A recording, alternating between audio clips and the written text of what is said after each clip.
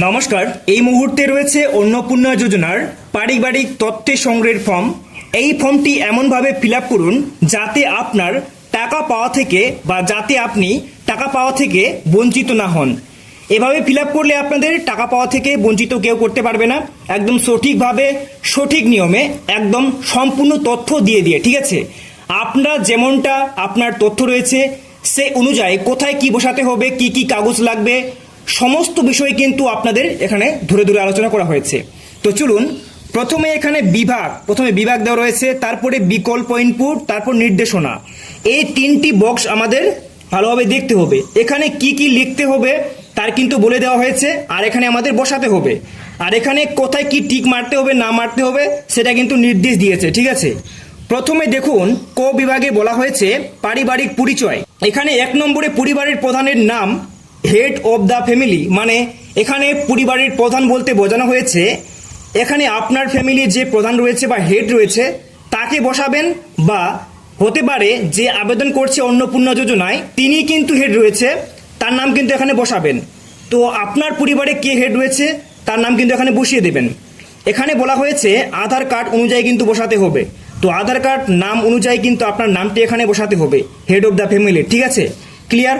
2 নম্বর জন্ম তারিখ যে হেড অফ ফ্যামিলি রয়েছে তার কিন্তু আধার কার্ডে কি জন্ম তারিখ রয়েছে সেই জন্ম তারিখটা এখানে প্রথমে দিন, তারপরে মাস, তারপর বছর, এরকম করে আপনাদের বসাতে হবে। কোন দিনে জন্মগ্রহণ করেছে, তারপরে কোন মাসে জন্মগ্রহণ করেছে, কত সালে জন্মগ্রহণ করেছে সেই অনুযায়ী কিন্তু আপনাদের বসাতে হবে।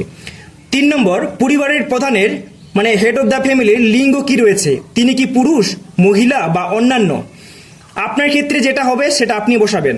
এরপরে 4 নম্বরে পরিবারের প্রধানের হেড অফ দ্য ফ্যামিলির আধার নাম্বার, এখানে আপনি যাকে এখানে মানে প্রধান বানালেন তার আধার নাম্বারটি এখানে 12 অঙ্কের বসিয়ে দেবেন, ঠিক আছে। তারপরে দেখুন 5 নম্বরে বলা হয়েছে ডিজিটাল রেশন কার্ডের পারিবারিক আইডি যদি থাকে, আপনাদের যদি রেশন কার্ডের পারিবারিক আইডি থাকে সেক্ষেত্রে আপনি বসাবেন, আর যদি আপনি না বসাতে চান এখানে কিন্তু বলা হয়েছে যদি থাকে, না হলে কিন্তু নাও দিতে পারেন। তো যদি আপনি দিতে চান সেক্ষেত্রে আপনাকে পারিবারিক আইডি যেটা রেশন কার্ডে রয়েছে সেটা কিন্তু অনলাইনে ভিডিও দেখে বা ইউটিউবে ভিডিও দেখে কিন্তু আপনারা সেটা বার করতে পারবেন। এবার দেখুন 6 নম্বরে পরিবারের সদস্য সংখ্যা, এখানে আপনার ফ্যামিলিতে বা আপনার পরিবারে কতজন সদস্য রয়েছে এখানে সংখ্যায় লিখতে হবে, বলা হয়েছে শুধুমাত্র সংখ্যায় লিখুন, 4, 3, 2, 5 এরকম লিখতে পারেন, ঠিক আছে। এরপরে 7 নম্বরে বলা হয়েছে ঠিকানা, যাকে আপনি হেড অফ দ্য ফ্যামিলি বানালেন তার কিন্তু এখানে সম্পূর্ণ ঠিকানাটাই এখানে বলা হয়েছে স্থায়ী ঠিকানা, আপনি যেখানে এখন বসবাস করছেন বা স্থায়ী রয়েছেন তার ঠিকানা কিন্তু এখানে বসাতে হবে সম্পূর্ণটাই, ঠিক আছে। সম্পূর্ণ কিন্তু দিয়ে দেবেন, প্রথমে গ্রাম, তারপর পোস্ট অফিস, তারপরে আপনাদের থানা, তারপরে জেলা, তারপর আপনাদের পিন নম্বর, এরকম করে আপনি দিয়ে দেবেন। এরপরে রয়েছে 8 নম্বরে যোগাযোগ নম্বর, আপনি যাকে এখানে হেড অফ দ্য ফ্যামিলি বানালেন তার যোগাযোগের নম্বর কিন্তু দিতে হবে। এখানে বলা হয়েছে নির্দেশনায় বিশেষত পরিবারের প্রধানের আধার নং সংযুক্ত মোবাইল নম্বর কিন্তু দিতে হবে, মানে আধারের সাথে যে মোবাইল নম্বরটি যুক্ত রয়েছে হেড অফ দ্য ফ্যামিলির তার নাম্বারটি এখানে কিন্তু বসাতে হবে 10 অঙ্কের, ঠিক আছে। বসিয়ে দেওয়ার পর এবার আমরা চলে যাব 9 নম্বরে। 9 নম্বরে রয়েছে নাম, জন্ম তারিখ, লিঙ্গ, পরিবারের প্রধানের সঙ্গে সম্পর্ক, আধার নম্বর, পরিবারের সকল সদস্যের। তো এবারে আমরা কিন্তু এখানে দেখতে পাচ্ছি মিডিলের ঘরে পরিবারের প্রধান হেড অফ ফ্যামিলি, এখানে যাকে আমরা উপরে হেড অফ ফ্যামিলি বানিয়েছিলাম তার নাম কিন্তু এখানে বসাতে হবে, ঠিক আছে। তারপরে দেখতে পাচ্ছেন এদিকে বলা হয়েছে অন্নপূর্ণা যোজনার জন্য আবেদন করা হচ্ছে, যদি এখানে কোনো সদস্য অন্নপূর্ণা যোজনার জন্য আবেদন করে সেক্ষেত্রে আমাদেরকে হ্যাঁ করতে হবে। তো এখানে পরিবারের যিনি প্রধান রয়েছেন তিনি কিন্তু পুরুষ, আর উনি এখানে কিন্তু অন্নপূর্ণা যোজনার জন্য এলিজিবল না, তার জন্য এখানে উনি এখানে কিন্তু অ্যাপ্লাই করছেন না, তার জন্য আমি এখানে হ্যাঁতে টিক করলাম না। এবারে আরো ডান দিকে বলা হয়েছে বয়স 5 বছরের কম হলে আধারে না চিহ্নিত করতে হবে। এখানে দেখুন তাহলে বুঝতে পারবেন সদস্য নাম্বার 1-এ রয়েছে এখানে আপনার প্রথম যে এই যে আপনার হেড অফ দ্য ফ্যামিলি রয়েছে ওনার তারপরে যে সদস্য রয়েছে মানে যিনি আবেদন করবেন তার নাম এখানে বসাবেন। তো দেখতে পাচ্ছেন যিনি আবেদন করবেন তার নাম বসিয়ে দেওয়ার পর জন্ম তারিখ বসাবেন ওনার আধার কার্ড দেখে দেখে, তারপরে ওনার লিঙ্গ কি রয়েছে আপনি দিতে পারেন স্ত্রীলিঙ্গ বা আপনি দিতে পারেন মহিলা, এমন করে লিখে দেবেন। পরিবারের প্রধানের সঙ্গে সম্পর্ক ওনার কি রয়েছে, উপরে যে প্রধান বা এই যে প্রধানটি রয়েছে এই প্রধানের সঙ্গে এনার কি সম্পর্ক সেটা কিন্তু এখানে স্বামী স্ত্রী বা আপনি ইংলিশে ফিল আপ করলে এখানে আপনি ওয়াইফও লিখতে পারেন, তাহলে কিন্তু হয়ে যাবে। তারপরে ওনার কিন্তু আধার নম্বর এখানে 12 অঙ্কের বসিয়ে দেবেন। এবারে আপনাদের যেটা বলা হয়েছিল বয়স 5 বছরের কম হলে আধারে না চিহ্নিত করুন। যদি কোনো সদস্যের বয়স 5 বছরের কম হয় তাহলে এখানে আধার নাম্বার দেওয়ার কোনো প্রয়োজন নেই, শুধু NA লিখে দেবেন, তাহলে কিন্তু হয়ে যাবে, ঠিক আছে। তারপরে এখানে আপনারা দেখবেন যে এই যে সদস্যটি 1 নম্বর সদস্য ইনি কিন্তু অন্নপূর্ণা যোজনায় আবেদন করছে কিনা, আপনাদের ক্ষেত্রে যদি হ্যাঁ হয়ে থাকে সেক্ষেত্রে আপনি এখানে হ্যাঁ টিক করবেন, তাহলে কিন্তু এনার অন্নপূর্ণা যোজনায় অ্যাপ্লাই বা আবেদন হয়ে গেল। এবার এরকম করে প্রত্যেকটি সদস্যের নাম কিন্তু লিখতে হবে, জন্ম তারিখ লিখতে হবে, লিঙ্গ লিখতে হবে, পরিবারের সঙ্গে সম্পর্ক কি রয়েছে সেটা লিখতে হবে, তারপরে আধার নাম্বার লিখতে হবে। আর ইনিও সদস্য নাম্বার 2 যদি অন্নপূর্ণা যোজনার জন্য আবেদন করতে চায় বা এখানে এলিজিবল বা যোগ্যতা তার থেকে থাকে সেক্ষেত্রে এখানে কিন্তু হ্যাঁ টিক করতে পারেন। এরকম করে প্রত্যেকটি সদস্যের এখানে কিন্তু নাম, জন্ম তারিখ, লিঙ্গ, পরিবারের সঙ্গে সম্পর্ক কি রয়েছে, আধার নাম্বার কি রয়েছে সম্পূর্ণটাই বসিয়ে দেবেন। যদি অন্নপূর্ণা যোজনায় আবেদন করে সেক্ষেত্রে হ্যাঁতে টিক করবেন, ঠিক আছে। আমার ক্ষেত্রে এখানে কিন্তু এরা এই প্রকল্পের জন্য এলিজিবল না, তার জন্য কিন্তু আমি এখানে টিক করিনি, ঠিক আছে। এরপরে চলে যাব 10 নম্বর, পরিবারের প্রধান এবং পরিবারের সকল প্রাপ্তবয়স্ক সদস্যের ব্যাংক অ্যাকাউন্ট নগদ অর্থ স্থানান্তরের জন্য। তো এখানে ভালো করে বুঝবেন, বলা হয়েছে পরিবারের প্রধান এবং পরিবারের সকল প্রাপ্তবয়স্ক। তো এখানে প্রাপ্তবয়স্ক বলতে বোঝায় যার বয়স 18 বছরের ঊর্ধ্বে, সেক্ষেত্রে তার কিন্তু এখানে ব্যাংক অ্যাকাউন্ট নগদ অর্থ স্থানান্তরের জন্য দিতে হবে। দেখুন, যদি আপনার যে সমস্ত সদস্যের যদি বয়স 18 বছরের বেশি হয়ে থাকে বা 18 বছর হয়ে থাকে সেক্ষেত্রে আপনাদের ডিটেলস কিন্তু ভরতে হবে। দেখুন, হেড অফ ফ্যামিলি, যিনি হেড অফ ফ্যামিলি রয়েছে এখানে প্রথমে আপনার দিতে হবে ব্যাংক, কোন ব্যাংকের অ্যাকাউন্ট রয়েছে, SBI বা আপনার ওয়েস্ট বেঙ্গল গ্রামীণ ব্যাংক, PNB ব্যাংক নাকি অন্যান্য ব্যাংক, সেক্ষেত্রে আপনি এখানে ব্যাংকের নাম লিখে দেবেন, তারপরে অ্যাকাউন্ট নাম্বার বসাবেন, তারপর IFSC কোড বসাবেন। হেড অফ দ্য ফ্যামিলির মতোই সেম সদস্যেরও কিন্তু এখানে bank name, bank account number, IFSC code সমস্তটাই কিন্তু আপনারা ফিল আপ করবেন। এখানে বলা হয়েছে প্রাপ্তবয়স্ক 18 বছরের মধ্যে বা বয়স যদি হয়ে থাকে সেক্ষেত্রেই কিন্তু বসাতে হবে, না হলে কিন্তু না বসালেও কিন্তু চলবে। তারপরে এদিকে দেখতে পাচ্ছেন বলা হয়েছে ডিবিটি ক্রেডিটের জন্য আধার নিযুক্ত ব্যাংক অ্যাকাউন্ট প্রদান করুন। যে ব্যাংকে আপনারা হয়তো ইতিমধ্যে ডিবিটি লিঙ্ক করে নিয়েছেন, যে ব্যাংকে ডিবিটি লিঙ্ক করানো রয়েছে সেই ব্যাংক অ্যাকাউন্টের তথ্য এখানে দেওয়ার চেষ্টা করবেন। এরকম করে প্রত্যেকটি সদস্য দিয়ে দিলেই কিন্তু হয়ে যাবে। এরপরে পরবর্তী পেজে চলে যাব। এবারে 11 নম্বরে এপিক, অর্থাৎ দেখতে পাচ্ছেন HOF head of the family সকল প্রাপ্তবয়স্ক সদস্য ভোটার তালিকার অংশ নম্বর সহ। এখানে কিন্তু আপনাদের হেড অফ দ্য ফ্যামিলির এপিক নাম্বার বসাতে হবে, বলা হয়েছে ভোটার কার্ডের আইডেন্টি নাম্বার যেটা রয়েছে ভোটার কার্ড নাম্বার সেটা এখানে আপনাদের বসাতে হবে। যিনি পরিবারের প্রধান তারটা বসালেন। বিধানসভা ক্ষেত্র, আপনাদের বিধানসভা ক্ষেত্রের নাম কি রয়েছে আপনার হতে পারে আপনার যে বিধানসভা বা বিডিওবি যেখানে রয়েছে সেটাই হচ্ছে বিধানসভা ক্ষেত্র। তারপরে অংশ নাম্বার বোঝানো হয়েছে, অংশ নাম্বার বলতে আপনার বুথ, আপনার বুথের নাম্বার কত রয়েছে সেটা বসাবেন। এখানে বিধানসভা এটি, বুথ নাম্বার এটি, আপনারা কিন্তু এরকম করে লিখে দেবেন। এরপরে সদস্য নাম্বার 1-এ সেম বিষয়, আপনার এখানে সদস্য নাম্বার 1-এ কে ছিল তার ভোটার কার্ডের নাম্বারটি বসাবেন, তারপরে এখানে বিধানসভা ক্ষেত্রের নাম বসাবেন, তারপরে এখানে কিন্তু অংশ নাম্বার বা পার্ট নাম্বার বসাবেন বা আপনার বুথের নাম্বার বসাবেন। এরকম করে প্রত্যেকটি সদস্যের কিন্তু বসাবেন। এখানে বলা হয়েছে প্রাপ্তবয়স্ক, সব সময় বলছি 18 বছরের কিন্তু উপরে কিন্তু এখানে লাগবে, ঠিক আছে। এবার দেখে নেব 12 নম্বরে বিভাগ রয়েছে, আপনি কোন বিভাগ থেকে বিলং করছেন। এখানে বোঝানো হয়েছে আপনি কি ইউআর অসংরক্ষিত, তারপর দেখতে পাচ্ছেন অসংরক্ষিত আর্থিকভাবে দুর্বল শ্রেণী যেটা ইউআর বা ইডব্লিউএস, নাকি তপশিলি জাতি SC, নাকি তপশিলি উপজাতি ST, নাকি দেখতে পাচ্ছেন অন্যান্য অনগ্রসর শ্রেণী OBC, না বিশেষভাবে ঝুঁকিপূর্ণ জনজাতি গোষ্ঠী PVTG। তো এক্ষেত্রে আপনার কোনটা হবে সেটাই কিন্তু এখানে বসাবেন। আমার ক্ষেত্রে দিয়ে দিয়েছি SC, সেটা আমি কিন্তু টিক করেছি। আপনারটা টিক করে দেবেন। এখানে বলা হয়েছে প্রযোজ্য শংসাপত্র যেমন জাতিগত ও আর্থিকভাবে দুর্বল, শ্রেণী ইডাব্লিউএস শংসাপত্র, ক্রিমি লেয়ার শংসাপত্র ইত্যাদি। মানে এখানে যে সমস্ত বিষয়গুলো বলা হয়েছে সেটাই কিন্তু এখানে আপনাদের কাগজ হিসাবে জমা করতে হবে। যেমন এখানে এসসি সার্টিফিকেট বা শিডিউল কাস্ট সার্টিফিকেট আপনারা বলতে পারেন, ঠিক আছে। এরপরে চলে যাব রেশন অথবা খাদ্য ভর্তুকি।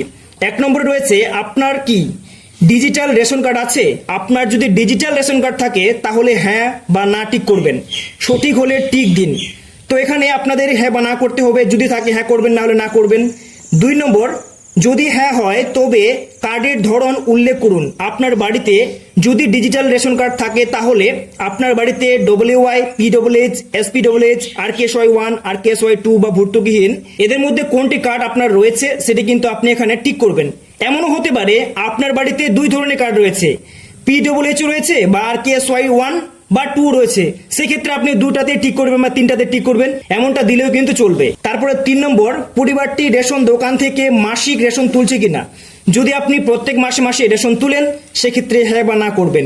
আপনার ক্ষেত্রে যেমনটা হবে তেমনটাই কিন্তু করবেন। আমার ক্ষেত্রে হ্যাঁ, আমি হ্যাঁ করেছি। তারপরে দেখতে পাচ্ছেন সম্পদ গ নম্বর রয়েছে, দেখুন। তারপরে দেখতে পাচ্ছেন 1 নম্বরে বাড়ির ধরন। আপনার বাড়িতে কি 3 বা তার বেশি পাকা ঘর রয়েছে। এখানে ঘরের কথা বলা হয়েছে। আপনার বাড়িতে যদি 3 বা তার বেশি ঘর থাকে, সেক্ষেত্রে ঘর বা রুম থাকে, সেক্ষেত্রে আপনাদের হ্যাঁ বা না করতে হবে। এখানে আপনি হ্যাঁ হলে হ্যাঁ করবেন, না হলে না করবেন, ঠিক আছে। আপনার বাড়িতে যদি 3টা বা তার বেশি থাকে সেক্ষেত্রে আপনি হ্যাঁ করবেন, আর যদি না থাকে তাহলে না করবেন। তারপরে 2 নম্বর, পারিবারিক জমির মালিকানা। আপনি বা আপনার যে হেড অফ দ্য ফ্যামিলি রয়েছে সেক্ষেত্রে আপনার কি জমি রয়েছে। যদি জমি থাকে বা খতিয়ান থাকে সেক্ষেত্রে আপনি হ্যাঁ করবেন, না হলে না করবেন। এখানে বলা হয়েছে নির্দেশনায় রেজিস্ট্রেশন নথি, মিউটেশনের কপি এবং ROR হালনাগাদের তারিখ সহ সর্বশেষ জমির রেকর্ডের কপি। মানে আপনাদের এখানে এই ফর্মের সাথে জমির রেকর্ড আপনাদের কিন্তু জমা করতে হবে। এরপরে চলে যাব, যদি মালিকানা হন তাহলে সেক্ষেত্রে আপনাদের 3 নম্বরে বলা হয়েছে পরিবারের সকল সদস্যের মোট জমির পরিমাণ শতকে লিখতে হবে। যদি উল্টো দিকে হ্যাঁ করেন তাহলে এখানে কিন্তু আপনাদের শতকে লিখতে হবে কত শতক মাটি বা জমি রয়েছে, ঠিক আছে। যদি আপনার 1 শতক, 2 শতক, 5 শতক, 100 শতক যতটুকু রয়েছে সেটা কিন্তু আপনি সংখ্যায় লিখে দেবেন। এখানে বলা হয়েছে রেজিস্ট্রেশন নথি, সর্বশেষ ROR জমি কিন্তু নথি আপনাদের দিতে হবে, যেটা বললাম। 4 নম্বরে দেখতে পাচ্ছেন এখানে যানবাহন। আপনি অথবা পরিবারের কোনো সদস্য কি বাণিজ্যিক মোটর চালিত 4 চাকার গাড়ি আছে। যদি আপনার বাড়িতে 4 চাকার গাড়ি থাকে সেক্ষেত্রে আপনি হ্যাঁ করবেন, না থাকলে না করবেন। যদি হ্যাঁ হয় তবে গাড়ির সংখ্যা উল্লেখ করতে হবে। যদি আপনার বাড়িতে হতে পারে 2টি গাড়ি আছে, 2 লিখে দেবেন। তাহলে এখানে কিন্তু আপনার গাড়ির রেজিস্ট্রেশন নাম্বারগুলো লিখতে হবে, ঠিক আছে। গাড়ি, জিপ, ট্রাক্টর অন্তর্ভুক্ত করুন। যদি হ্যাঁ হয় মডেল কিন্তু লিখতে হবে। এখানে কোন গাড়ি আপনার রয়েছে সেক্ষেত্রে মডেল আপনাদের লিখতে হবে। এবার দেখুন 5 নম্বরে পরিবার ভিত্তিক সদস্যের এখানে স্বাস্থ্য বীমার কথা বলা হয়েছে। আপনার কি স্বাস্থ্য বীমা করা রয়েছে। যদি হ্যাঁ হয় তাহলে আপনি কিন্তু এখানে বা হেলথ ইন্স্যুরেন্স করা রয়েছে সেক্ষেত্রে হ্যাঁ করবেন, যদি থাকে, না থাকলে না করবেন। যদি থাকে তাহলে এখানে কার থাকবে, হেড অফ দ্য ফ্যামিলি যিনি রয়েছেন তার কি এখানে হেলথ ইন্স্যুরেন্স করা রয়েছে। যদি ওনার হয় তাহলে ওনার কিন্তু এখানে সরকারি নাকি বেসরকারি সেটা লিখতে হবে। যদি বিমার অঙ্ক যদি করে থাকে তাহলে বিমার অঙ্ক আপনার দিতে হবে। হতে পারে এখানে 2 লাখ, 5 লাখ, 10 লাখ এরকম করে দিতে হবে। প্রিমিয়ামের বিবরণ, এখানে আপনি কত প্রিমিয়াম দিচ্ছেন মান্থলি বা ইয়ারলি সেটা কিন্তু এখানে লিখতে হবে। তারপরে দেখুন এখানে আমি যে এখানে ফিল আপ করেছি 1 নাম্বার সদস্য কিন্তু হেলথ ইন্স্যুরেন্স করা রয়েছে ওনার সরকারিভাবে। যেমন এখানে বিমার অঙ্ক হচ্ছে এখানে 5 লাখ টাকা।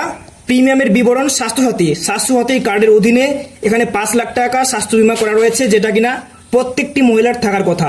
সেক্ষেত্রে আপনি বসাবেন এখানে 2 নম্বর, 3 নম্বর যদি না থাকে এখানে কিন্তু কিছু করার দরকার নেই, ঠিক আছে। যার যা থাকবে তার কিন্তু এখানে স্বাস্থ্য বীমায় আপনারা উল্লেখ করবেন। এবার দেখুন দেখতে পাচ্ছেন এখানে ঘ নম্বর আয় অথবা পেশা। কোনো সদস্য কি আয়কর বা পেশাগত কর প্রদান করে, প্যান অথবা পি ট্যাক্স প্রদান করে। যদি হ্যাঁ হয় তাহলে হ্যাঁ করবেন, না হলে না করবেন। আমার ক্ষেত্রে না, আমি না দিয়ে দিয়েছি। এবার দেখতে পাচ্ছেন 2 নম্বরে পরিবারের সদস্যদের প্যান কার্ড যদি থাকে তাহলে দিতে পারেন, যদি না থাকে নাও দিলেও চলবে। যদি থাকে তাও যদি ইচ্ছা করেন আপনি আমি দিব না, ঠিক আছে, আপনি নাও দিতে পারেন। এখানে যদি থাকে বলা হয়েছে, দিলে ভালো হয়, ঠিক আছে, দিয়ে দেবেন। যদি হ্যাঁ হয় তাহলে আপনার নাম এবং প্যান নম্বর কিন্তু এখানে উল্লেখ করতে হবে। প্রথমে হেড অফ দ্য ফ্যামিলি দিবেন, নামটি দিলেন এখানে, তারপরে প্যান নম্বরটি বসালেন, সদস্য নাম্বার 1-এ যিনি রয়েছে তার নাম বসালেন, তারপর প্যান নাম্বার বসালেন, এরকম করে বসাতে হবে। এরপরে পরবর্তী পেজে চলে যাব। এরকম করে এখানে 5টি সদস্য কিন্তু নাম উল্লেখ করা যাবে। তারপরে 3 নম্বরে কর্মসংস্থানের ধরন। আপনি যে এখানে হেড অফ দ্য ফ্যামিলি যাকে বানিয়েছেন তিনি সরকারিভাবে পরিবারে কি চাকরি করে, না বেসরকারি ক্ষেত্রে অন্তর্ভুক্ত কর্মচারী, সংগঠিত ক্ষেত্রে স্বনিযুক্ত উদ্যোক্তা, বেসরকারি মালিক ইত্যাদি, নাকি আংশিক সময়ের কর্মরত পার্ট টাইম জব করেন, নাকি অসংগঠিত ক্ষেত্রে স্বনিযুক্ত কারিগরি, শিল্পী, কৃষক ইত্যাদি, পরিযায়ী শ্রমিক, বেকার, অন্যান্য। এক্ষেত্রে আপনার ক্ষেত্রে কোনটা হবে সেটা কিন্তু আপনি বসাবেন। আমার ক্ষেত্রে বেসরকারি ক্ষেত্রে বেতনভুক্ত কর্মচারী, তো এখানে কিন্তু আমি কিন্তু ঠিক করেছি, ঠিক আছে। তারপরে 1 নম্বর সদস্যতে বেকার দিয়েছি, 2 নম্বরে অন্যান্য দিয়েছি, এরকম করে 3 নম্বরেও কিন্তু আমি বেকার দিয়ে দিয়েছি। আপনি আপনার ক্ষেত্রে যেমনটা হবে তেমনটাই বসাবেন, ঠিক আছে। এরপর 4 নম্বর পরিবারের শিক্ষাগত প্রাপ্তবয়স্ক সদস্যের কিন্তু সংখ্যা। প্রাপ্তবয়স্ক সবসময় বলছি 18 ইয়ারের ঊর্ধ্বে যদি হয় বা 18 ইয়ার হয়ে থাকে, 18 বছর বয়স হয়ে থাকে, সেক্ষেত্রে কিন্তু বসাতে হবে পরিবারের অশিক্ষিত প্রাপ্তবয়স্ক সদস্যের সংখ্যা। শিক্ষিত কজন, অশিক্ষিত কয়জন, শিক্ষিত প্রাপ্তবয়স্ক সদস্যের সংখ্যা এখানে বসাতে হবে 1 বা 2। আপনার ফ্যামিলিতে কি রয়েছে, কজন রয়েছে, অশিক্ষিত কজন রয়েছে সেটা কিন্তু এখানে সংখ্যায় আপনাদের বসাতে হবে।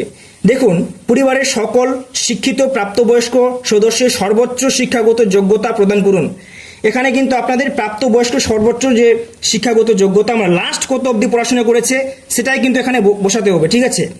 এখানে কনফিউশন সৃষ্টি হচ্ছে, হয়তো কেউ মাধ্যমিক দিয়েছে, মাধ্যমিক পাস করতে পারেনি কিন্তু মাধ্যমিক দিচ্ছে, সেটা কিন্তু দিলে চলবে না, সেখানে 9 পাস দিতে হবে, ঠিক আছে। যদি মাধ্যমিক পাস করে তাহলে মাধ্যমিক পাস দেবেন, মানে পাস করাতে হবে যে ক্লাসটি তিনি পড়বেন, ঠিক আছে। এরপরে আমি দিয়ে দিয়েছি 4 জনই শিক্ষিত পরিবারের প্রধান। এখানে শিক্ষিত রয়েছে, বিএ পাস করেছে, দেখতে পাচ্ছেন। তারপরে এখানে সদস্য নাম্বার 1 শিক্ষিত রয়েছে, সর্বোচ্চ শিক্ষাগত যোগ্যতা বিএ পাস। তারপরে দেখতে পাচ্ছেন 2 নম্বর সদস্য শিক্ষিত রয়েছে, 12 পাস রয়েছে। তারপর 3 নম্বর সেম কিন্তু দিয়েছি। এবার আপনার ক্ষেত্রে যেমনটা হবে আপনি তেমনটাই কিন্তু বসাবেন। এরপরে দেখুন, এখানে কিন্তু 5 নম্বরে বলা হয়েছে কোন সদস্য কি কোন সাংবিধানিক পদ, মন্ত্রী, সাংসদ, বিধায়ক, পৌর স্থানীয় সংস্থা এবং পঞ্চায়েতের সংস্থার প্রাক্তন বর্তমান ধারক। মানে আপনার ফ্যামিলিতে এমন কোনো ব্যক্তি বা মানুষ বা সদস্য ছিল যে কিনা মন্ত্রী ছিল বা আপনার কোনো সাংবিধানিক পদ ছিল বা এরকম, যেরকম বিধায়ক, পৌরস্থানীয় সংস্থা, পঞ্চায়েতের সঙ্গে প্রাক্তন বা বর্তমান হতে পারে, আগে ছিল এখন নেই, প্রাক্তন হয়ে গেছে, সেটা ছেড়ে দিয়েছে, এরকম যদি থাকে সেক্ষেত্রে হ্যাঁ বা না করবেন। যদি হ্যাঁ হয় হ্যাঁ করবেন, আর হ্যাঁ হলে যিনি এই পদে রয়েছেন তার কিন্তু সদস্য নাম কিন্তু এখানে বসাতে হবে। আমার না, তো আমি না দিয়ে দিয়েছি। যদি হ্যাঁ হয় প্রয়োজনীয় সহায়ক নথি থাকলে জমা দিতে বলেছে স্বঘোষণায়, ঠিক আছে। এরপরে দেখুন তারপর 6 নম্বরে কোনো সদস্য কি সরকারি পেনশনভোগী। আপনার বাড়িতে কোনো সদস্য যদি সরকারি পেনশন পায় সেক্ষেত্রে আপনি হ্যাঁ করবেন, না হলে না করবেন। যিনি সরকারি পেনশনভোগী তার সদস্য নাম্বার এখানে বসাতে হবে। তো এখানে আমার একটা জিনিস ভুল হয়ে গেল, যিনি পদে রয়েছেন তার সদস্য সংখ্যা কত, মানে এরকম অনেকজন থাকতে পারে। তো একজন পরিবারে মনে করো 3 জন রয়েছে, তাহলে 3 বসাবেন, এরকম। তারপরে দেখতে পাচ্ছেন এখানেও সেম বিষয়, যদি কোনো রকম কোনো সদস্য পেনশন পেয়ে থাকে সেক্ষেত্রে সদস্য নাম্বার কজন, 2 জন, 3 জন, 4 জন পাচ্ছে, সেক্ষেত্রে আপনি এখানে একজনে বসাতে পারেন, আপনার যেরকমটা হবে সেরকম, ঠিক আছে। এরপরে এখানে বলা হয়েছে যদি হ্যাঁ হয় তাহলে পেনশন স্লিপ কিন্তু সংযুক্ত করতে হবে। যদি পেনশন পায় সেক্ষেত্রে আপনাদের এই ফর্মের সাথে পেনশন স্লিপ কিন্তু দিতে হবে।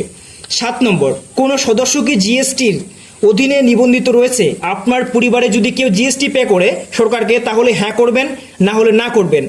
জিএসটি যদি পে করে বা জিএসটি হ্যাঁ হয় তাহলে জিএসটি 3 নাম্বারটি এখানে এই ফর্মের সাথে অ্যাটাচ করে জমা দিতে হবে, এখানে বসাতে হবে না, ঠিক আছে।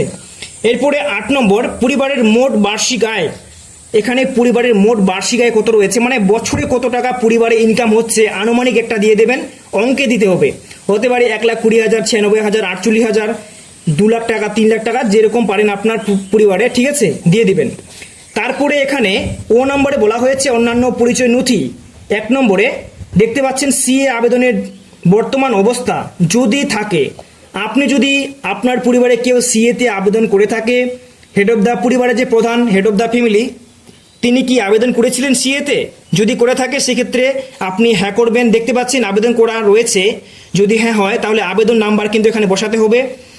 ইস্যু করা হয়েছে যদি হয় তাহলে আপনাদের যদি হ্যাঁ হয় তাহলে সার্টিফিকেট কিন্তু নাম্বার এখানে বসাতে হবে। আর আপনি এই সিএতে আবেদন করেননি তাহলে সেক্ষেত্রে আপনি প্রযোজ্য নয় টিক করবেন।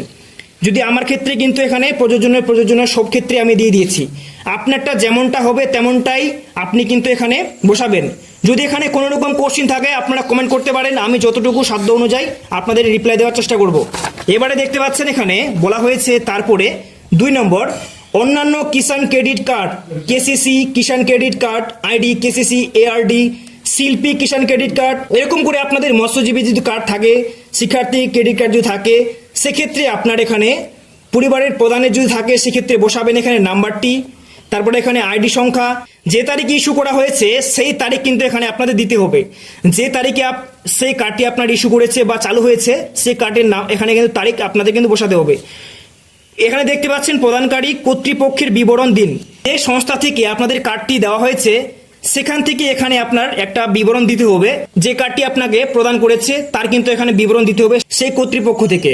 এবার চলে যাব, এরকম যদি প্রত্যেকটি সদস্যের থাকে তাহলে আপনি এখানে কিন্তু যেরকমটা বললাম নং বসাতে হবে, তারপর এখানে আইডি সংখ্যা বসাতে হবে, তারপর দেখতে পাচ্ছেন ও যে তারিখে ইস্যু করা হয়েছে সেই তারিখটা কিন্তু এখানে বসাতে হবে। এরকম করে শেষ করবেন এখানে। তারপরে 3 নম্বর, যদি এসআইআর স্পেশাল ইন্টেনসিভ রিভিশন 2026-এর নাম বাদ পড়ে থাকে তবে মামলাটি ট্রাইব্যুনালে বিচারাধীন কিনা। যদি আপনি এসআইআর নাম বাতিল না পড়ে সেক্ষেত্রে আপনি প্রযোজনায় ক্লিয়ার করে দেবেন। তারপরে যদি মামলাটি ট্রাইব্যুনালে বিচারাধীন যদি থাকে তাহলে হ্যাঁ করবেন, যদি থাকে সেক্ষেত্রে মামলার বিবরণ কিন্তু দিতে হবে, ওইদিকে দেখাচ্ছি আপনাদের। যদি মামলাটি বিচারাধীনে না থেকে আপনি হিয়ারিংয়ে গিয়েছিলেন সেখান থেকে আপনার ফাইনাল লিস্টে নাম উঠে গেছে তাহলে এখানে না করবেন। ঠিক আছে, ক্লিয়ার? এরপরে চলে যাব, সেম কিন্তু বিষয়, 1 নম্বর সদস্য, 2 নম্বর সদস্য, 3 নম্বর সদস্য, সেম বিষয়। এবারে চলে যাব 4 নম্বর, সামাজিক মর্যাদা এবং নির্ভরশীল ব্যক্তিগণ। 1 নম্বরে রয়েছে বিদ্যালয়ের অধ্যয়নরত পরিবারের সকল শিশুর বিবরণ। আপনার পরিবারে যদি কোনো শিশু থাকে সদস্য নাম্বার 1-এ আপনার শিশুর নাম দিতে হবে, এখানে নামটি দিয়ে দেবেন। কোন শ্রেণীতে পড়ছে এখানে দিয়ে দেবেন 1 2 3 4, বিদ্যালয়ের নাম দিতে হবে, কোন বিদ্যালয়ে আপনার শিশুটি পড়াশোনা করছে সেই বিদ্যালয়ের নাম এখানে বসাবেন। তারপরে ধরন এখানে দিতে হবে, আপনার যে স্কুলটি, যে শিশুটি আপনার স্কুলে পড়ছে সেটা কি সরকারি নাকি বেসরকারি, নাকি স্বীকৃত মাদ্রাসা, নাকি অন্যান্য মাদ্রাসা, নাকি অন্যান্য। আপনার ক্ষেত্রে যেটা হবে, মনে করো আপনার সরকারিতে সেক্ষেত্রে আপনি সরকারি বসাবেন, বেসরকারি হলে বেসরকারি। এখানে একটা জিনিস বলা হয়েছে বিদ্যালয়ের ধরন অন্যান্য নির্বাচিত, এখানে অন্যান্য যদি আপনার নির্বাচিত হয় সেক্ষেত্রে অনুগ্রহ করে বিস্তারিত উল্লেখ করুন, যেমন ওপেন স্কুলিং, হোম স্কুলিং ইত্যাদি। এটা কিন্তু এখানে আপনাদের উল্লেখ করতে হবে। ঠিক আছে, বিষয়টি ক্লিয়ার? এরকম করে শিশু আপনার কোটা রয়েছে সেক্ষেত্রে আপনি বসাবেন। এখানে যদি কোনো রকম কোশ্চেন থাকে কমেন্ট করতে পারেন, রিপ্লাই পেয়ে যাবেন। এরপরে 2 নম্বরে দেখতে পাচ্ছেন শিশুদের টিকাকরণের বর্তমান অবস্থা। আপনার বাড়িতে যদি এখানে শিশুর নাম আপনি লিখে থাকেন 1 2 3 4 করে বা সদস্য অনুযায়ী, সেক্ষেত্রে যদি আপনার শিশুর টিকাকরণ বর্তমানের অবস্থা কি রয়েছে, মনে করো আপনার শিশু বাড়ি রয়েছে, সেক্ষেত্রে আপনার শিশুটির টিকাকরণের কি বলা 1 নম্বর সদস্য অনুযায়ী দেখুন, হ্যাঁ টিকাকরণ শুরু হয়েছে অথবা সম্পূর্ণ হয়েছে। আপনার পরিবারে যে শিশুটি রয়েছে ওর যদি টিকাকরণ শেষ হয়ে যায় বা শুরু হয়েছে সেক্ষেত্রে এটাতে টিক করবেন। টিকাকরণ করা হয়নি যদি হয় সেক্ষেত্রে এটাতে টিক করবেন। এখানে বলা হয়েছে যদি হ্যাঁ হয় তাহলে টিকাকরণের কার্ড, আইডি, যদি না হয় তাহলে শেষ টিকা নেওয়ার তারিখ, টিকা না নেওয়ার কারণ কিন্তু উল্লেখ করতে হবে আপনাদের। যদি এখানে হ্যাঁ হয় তাহলে টিকাকরণের যে কার্ড আপনাদের দেওয়া হয়েছে সেন্টারের তরফ থেকে সেই কার্ড আপনাদের জেরক্স দিতে হবে। ঠিক আছে, যদি না হয় সেক্ষেত্রে টিকাকরণ যদি আপনাদের করা হয়নি সেক্ষেত্রে আপনাদের কারণটি উল্লেখ করলে হয়ে যাবে। এরপরে 2 নম্বর শিশুর ক্ষেত্রে সেম, যেমনটা আপনার ক্ষেত্রে আপনার বাড়িতে যেমন শিশু রয়েছে, কি পর্যায়ে রয়েছে, টিকাকরণ হয়েছে কিনা বা টিকাকরণ হয়ে গেছে এমন যদি আপনার হয়ে থাকে সেক্ষেত্রে আপনি টিক করবেন, না করা হলে আপনার সে তারিখ বা আপনার যে না টিকা নেওয়ার কারণটি সেটা কিন্তু উল্লেখ করতে হবে। এবার চলে যাব 6 নম্বর, সরকারি প্রকল্পের আওতায় সুবিধা। 1 নম্বরে বলা হয়েছে আপনি কি কোনো সরকারি প্রকল্পের সুবিধা ডিবিটি এর মাধ্যমে পাচ্ছেন, যাকে পরিবারের প্রধান বানিয়েছেন। যদি সে ডিবিটির মাধ্যমে কোনো প্রকল্পের টাকা পেয়ে থাকে সেক্ষেত্রে আপনাদের হ্যাঁ করতে হবে, এখানে টিক করতে হবে। যদি না পেয়ে থাকে সেক্ষেত্রে না করতে হবে। এখানে দেখুন যদি হ্যাঁ হয় তবে প্রকল্পের নাম উল্লেখ করতে হবে। দেখুন এখানে আরো বলা হয়েছে প্রকল্প থেকে বেরিয়ে আসতে টিক বক্সে বা টিক বক্সটি চিহ্নিত করুন। এখানে কিন্তু আপনাদের দেখাচ্ছি একটু পরে। দেখুন এখানে যদি আপনি হ্যাঁ করেন তাহলে এখানে প্রকল্পের নাম, আপনি কি প্রকল্প থেকে বেরিয়ে আসতে চান নিজেকে বা প্রকল্প থেকে বঞ্চিত হতে চান সেটা কিন্তু এখানে লিখতে হবে। দেখুন এখানে বলা হয়েছে, মনে করুন আপনি পিএম কিষাণ প্রকল্পের টাকা পাচ্ছেন, হেড অফ দ্য ফ্যামিলি টাকা পাচ্ছে, সেক্ষেত্রে এখানে আপনি পিএম কিষাণ লিখে দিলেন। লিখে দেওয়ার পর আপনি যদি মনে করেন যে পিএম কিষাণ যোজনার টাকা নিতে চাচ্ছেন না, তাহলে এখানে হ্যাঁ করবেন। হ্যাঁ করলে আপনার টাকা কিন্তু বন্ধ, টাকা পাবেন না, ঠিক আছে। কোনোভাবে পিএম কিষাণ কিন্তু যদি প্রকল্পের টাকা পেয়ে থাকেন পিএম কিষাণ যোজনার, সেক্ষেত্রে আপনি এখানে হ্যাঁতে টিক করবেন না, এটা কিন্তু ছেড়ে দিবেন। আর মনে করুন আপনি আরো প্রকল্পের টাকা পাচ্ছেন, এখানে লিখতে পারেন কিন্তু হ্যাঁ করবেন না, আপনি তো টাকা পেতে চান না, ওই জন্য তো আপনারা আবেদন করছেন। এবারে দেখুন সদস্য নাম্বার 1 যিনি অন্নপূর্ণা যোজনায় আবেদন করছেন, এখানে কিন্তু হ্যাঁ করেছি, কারণ ইনি ডিবিটির মাধ্যমে কিন্তু এটা টাকা যদিও নয়, তবুও কিন্তু ইনি লক্ষ্মী ভাণ্ডার প্রকল্পের টাকা পাচ্ছেন। সেক্ষেত্রে এখানে 1 নম্বর প্রকল্পের নামে লক্ষ্মী ভাণ্ডার লিখে দেবেন। আপনি কি এই প্রকল্প থেকে নিজেকে প্রত্যাহার করতে চান, মানে এই প্রকল্প থেকে বেরিয়ে আসতে চান? হ্যাঁ অবশ্যই, লক্ষ্মী ভাণ্ডার প্রকল্প থেকে বেরিয়ে এসে অন্নপূর্ণা যোজনা যাতে টাকা পাই তার জন্য এখানে ফর্ম ফিল আপ করা হচ্ছে। তো এখানে লক্ষ্মী ভাণ্ডার প্রকল্প লিখে দেবেন, তারপরে হ্যাঁ করবেন, কারণ এখান থেকে বেরিয়ে এসে অন্নপূর্ণা যোজনার যাতে টাকা পাওয়া যায় তার জন্য এখানে ফর্ম ফিল আপ। এবার 2 নম্বর সদস্য, এখানে কোনো ডিবিটির মাধ্যমে টাকা পাচ্ছেন না, না করেছি। 3 নম্বরে কিন্তু না করেছি, আপনার যেরকম সেরকম আপনি বসাবেন। আর যে প্রকল্পের টাকা নিতে চাইছেন আপনি কিন্তু লিখলে কিন্তু সে অবশ্যই কিন্তু সেটা ভালো করে লক্ষ্য করবেন, হ্যাঁতে টিক করবেন না, নাহলে কিন্তু টাকা বন্ধ হয়ে যাবে, সেটাও কিন্তু দেখাচ্ছি। এবার সবার লাস্ট পেজে আমরা চলে আসছি, দেখতে পাচ্ছেন বাদ দেওয়া হলে কারণ অফিসার কর্তৃক পূরণীয়, এখানে জ নম্বর বলা হয়েছে। এখানে দেখতে পাচ্ছেন বলা হয়েছে যে ঘোষণা ও সম্মতি, ভালো করে বুঝবেন এই বিষয়টি কিন্তু এখানে বোঝার আছে।